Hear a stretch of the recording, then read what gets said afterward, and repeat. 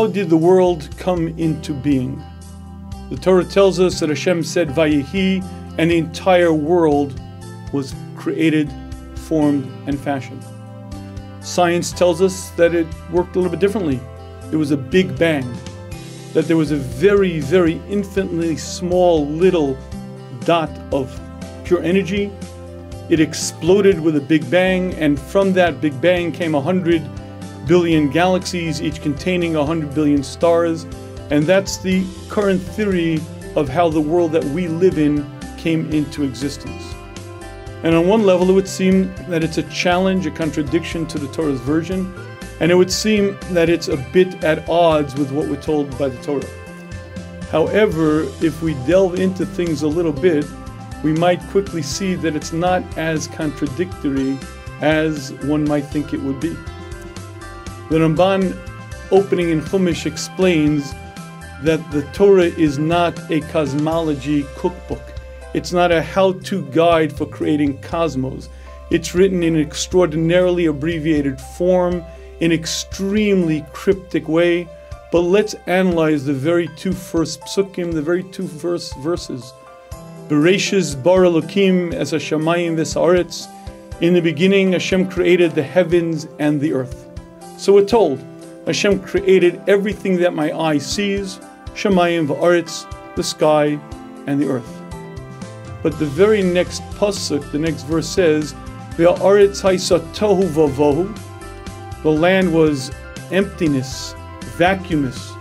V'choshech al pnei tehom, and darkness covered the depth, the surface of the depth. V'ruach Elokim rachefes al pnei hamayim, and the Spirit of God hovered over the face of the water. Meaning to say, a very contradictory version to what the very first pasuk said. You see, the very first verse told us Hashem created Shamayim va'aretz, and then we're told that the land was tohu vavohu, was vacuumous, empty. The Ramban explains exactly what happened. You see, first Hashem created the energy matter, the underpinning of everything that was to then be formed and fashioned. Bara is referring, the Ramban says, to yesh me'ayin, from nothing, something. A different manner of creation than that which man ever is involved in. When we human beings create something, we take two objects that are already in existence, we bang them together, we've created nothing, we reformed, refashioned something to give it a new appearance. At the very first moment of creation, Hashem created the substructure of all physicality. But it was in a very unformed manner. Va'aretz haisa tohu vavohu, the Ramban explains, it was vacuous, it was absent. He explains it was nakuda katana, a tiny dot that was very, very dark, very thin. You couldn't even really see it. You couldn't even really relate to it. That was the primordial matter.